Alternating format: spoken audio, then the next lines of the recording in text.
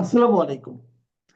আওয়ামী লীগ সভানেত্রী এবং বাংলাদেশের সাবেক প্রধানমন্ত্রী রীতিমতো আন্তর্জাতিক মিডিয়াতে ঝড় তুলেছেন। যেন তেন ঝড় নয়, এটাকে আপনি সুনামি বলতে পারেন। এটাকে আপনি মরুভূমির সবচেয়ে ভয়ানক যে ঝড়, যেটিকে সাইমুম বলা হয়, সাইমুম বলতে পারেন, টর্নেডো বলতে পারেন।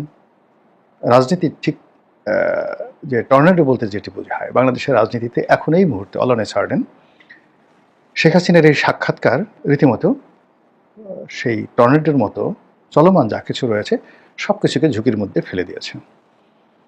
আমরা জুলাই সনদ নিয়ে, তারপর জুলাই সনদ বাস্তবায়ন নিয়ে, গণভোট নিয়ে, পিআর নিয়ে, ফেব্রুয়ারি মাসের নির্বাচন নিয়ে, সংবিধান সংশোধন নিয়ে, আইনশৃঙ্খলা নিয়ে যে সকল আলোচনা গত 14 মাস ধরে করেছিলাম, তার মধ্যে মনে হচ্ছিল যে আমাদের সব কিছু এভাবেই চলবে। এখানে কোনটা লাউ কোনটা কদু এগুলো নিয়ে আমরা বিতর্ক করব। ডক্টর মোহাম্মদ ইউনূস 5 বছর থাকবেন না 50 বছর থাকবেন, নাকি তিনি এই ফেব্রুয়ারি মাসেই ইলেকশন করে চলে যাবেন, এই বিষয়গুলো নিয়ে যখন আমরা একেবারে নিজেদের তকদির মনোভাব কথাবার্তা একদম ফাইনাল করে ফেলেছে, ঠিক সেই সময়টাতে শেখ হাসিনা হঠাৎ করে অনেকগুলো আন্তর্জাতিক গণমাধ্যমে একই সঙ্গে সাক্ষাৎকার দিলেন। এটা হলো কি করে? এরকম ঘটনা তো ডোনাল্ড ট্রাম্প কখনো করতে পারেননি, আর পারবেনও না। কিংবা Bill Clinton, Barack Obama, George W Bush, বা ধরুন সেই যাকে বলা হয় ইংল্যান্ডে যদি আপনি সেই উইলিয়াম গ্লাডস্টোন থেকে শুরু করে একেবারে ঋষি সুনাক পর্যন্ত, কিংবা এখন বর্তমান যিনি প্রধানমন্ত্রী রয়েছেন কেয়ার স্টারমার পর্যন্ত, এদের জীবনে যখন তারা প্রধানমন্ত্রী ছিলেন, ঠিক নির্দিষ্ট সময়টিতে বা প্রেসিডেন্ট ছিলেন, রাষ্ট্র ক্ষমতায় ছিলেন, হঠাৎ করে তারা এইভাবে শেখ হাসিনার মতো অনেকগুলো এরকম আন্তর্জাতিক গণমাধ্যম ভারত থেকে শুরু করে ইংল্যান্ড থেকে আমেরিকা একই দিনে একই ইস্যু নিয়ে ডিজায়ার অনুযায়ী, মানে তাদের ডিজায়ার অনুযায়ী একটা সিঙ্গেল কাজ তারা করতে পেরেছেন, একটা ঘটনা দেখান তো। 2 নম্বর হলো যে তাদের যখন ক্ষমতা চলে গেছে কেউ তাদেরকে ডেকে জিজ্ঞাসা করেনি। এখন বলেন তো বিল ক্লিন্টন, বারাক ওবামা, কিংবা ধরুন সেই ইংল্যান্ডের আপনি 10 জন সাবেক প্রধানমন্ত্রী, এদের নামও কেউ জানে না, আমরা সবাই ভুলে গেছি তাদের নাম।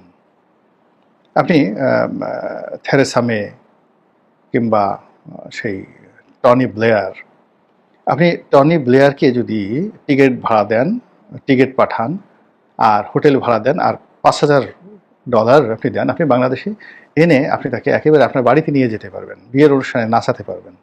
This is the reality. তো সেইখানে এবং সেই খবর মানে টনি ব্লেয়ার আসছে আমাদের বাংলাদেশে ছাপা হবে, কিন্তু ব্রিটেনের একেবারে রাস্তার যে ওপেনটি বাস্কুপ মাকড়া পত্রিকা, সেই পত্রিকায় টনি ব্লেয়ারকে নিয়ে কোনো খবর ছাপা হচ্ছে না, হবেও না। একমাত্র ফেসবুক টুইটার হলো তাদের একমাত্র ভরসা। তো সেখানে বাংলাদেশে ক্ষমতাচ্যুত প্রধানমন্ত্রী, যাকে আমরা ফ্যাসিস্ট বলছি, যাকে আমরা ফাঁসিতে লটকাবো খুব তাড়াতাড়ি, যাকে আমরা ভারত থেকে ধরে আনবো, ধরে এনে তাকে আমরা এমন দৃষ্টান্তমূলক শাস্তি দেব যে শাস্তিতে সারা পৃথিবী কম্পমান হয়ে উঠবে এবং বাংলাদেশের মানুষ ভীত সন্তুষ্ট হয়ে যাবে যে একটা কাজের কাজ হয়েছে, বাপের বেটা দাদা মিয়া একটা কাজ করেছেন বটে। ঠিক সেই সময়টাতে এরকম একটা সাক্ষাৎকার, তাও আবার যেন তেন নয়, আপনার ইন্ডিপেন্ডেন্ট, ব্রিটেনের দ্য গ্রেটেস্ট এবং সবচেয়ে নামকরা প্রভাবশালী পত্রিকা দ্য ইন্ডিপেন্ডেন্ট, এএফপি, তারপরে এপি, হিন্দুস্তান টাইমস, রয়টার্স, মানে এই কথাগুলো কি আপনাকে নতুন করে বলতে হবে বলেন তো? অ্যাজ ইট ইজ, মানে বিশ্ব গণমাধ্যম বলতে এদেরকে বোঝায়।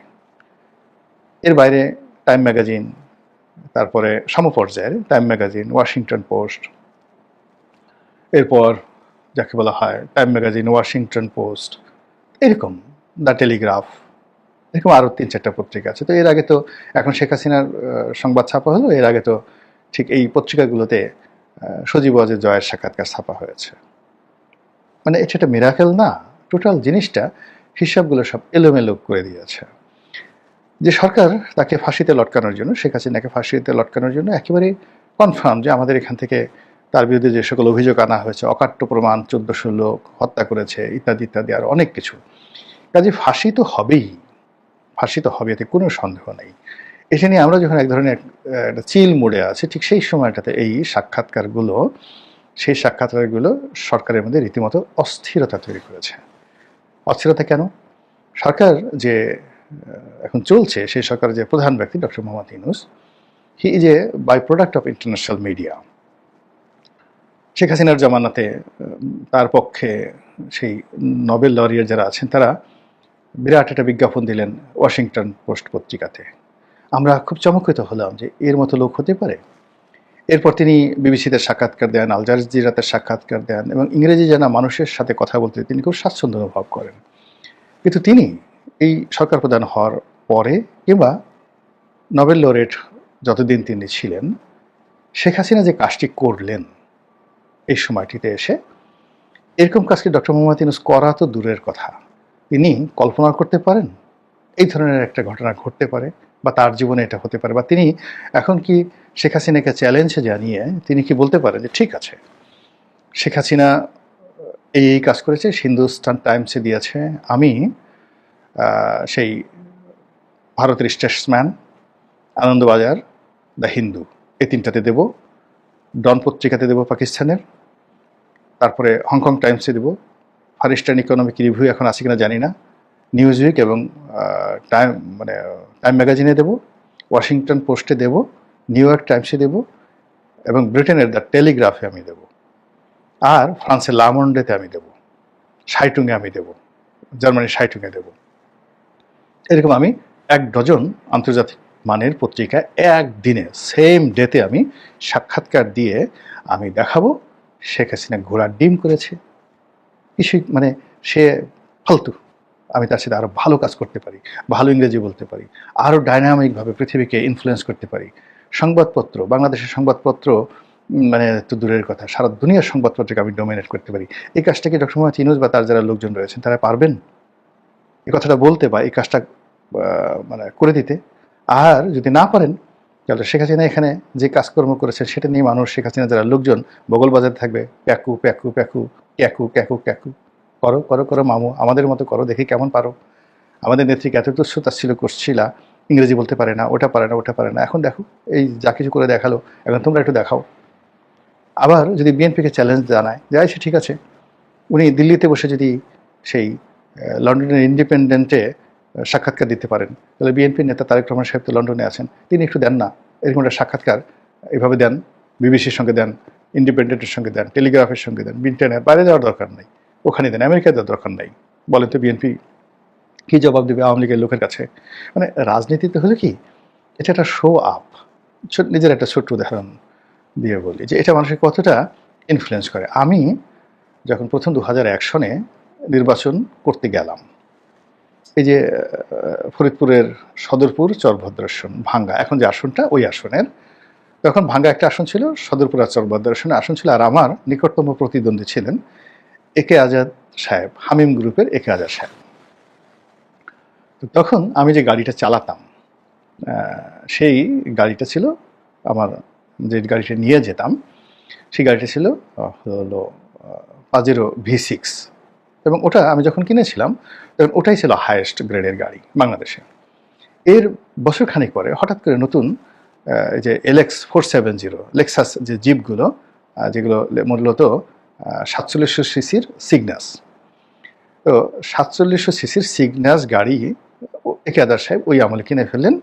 ওটার দাম ছিল তখন 70 লাখ টাকা 2001 সনে। তো উনি সেটা গাড়ি কিনলেন। কেনার পরে এখন আমিও রাজনীতি করি, সেও রাজনীতি করে। তো তখন তার কোম্পানিতে প্রায় 5,000 লোক চাকরি করে 2001 সনে। এখন তো তার কোম্পানিতে প্রায় 30-40 হাজার লোক চাকরি করে, তখন 1000-5 লোক ছিল। আর ওরকম একটা গাড়ি নিয়ে গেছে। আর আমার তখন ট্রেডিং ব্যবসা, গার্মেন্টস আমি তখন কিছু করিনি। তো একটা পাজেরো গাড়ি চালাই। আমার যে ব্যবসা, এই ব্যবসার জন্য তখন আসলে আমি যখন গাড়ি কিনছি তখন পাজেরোর উপরে দামি গাড়ি বাংলাদেশে ছিল না, কিন্তু পরবর্তীতে ওই গাড়িটা আসছে। তো যাই হোক, এখন একটা অনুষ্ঠানে পাশাপাশি আমার অনুষ্ঠান হচ্ছে, একে আজাদের অনুষ্ঠান হচ্ছে। তো আমার নেতাকর্মী, একে আজাদ সাহেবের নেতাকর্মী, কর্মী সমর্থকরা তারা ঝগড়া শুরু করেছে, তোর নেতার কয় টাকা আছে, তোর নেতার কী আছে, তোর নেতার কী আছে, লেখাপড়া আছে, ইত্যাদি ইত্যাদি।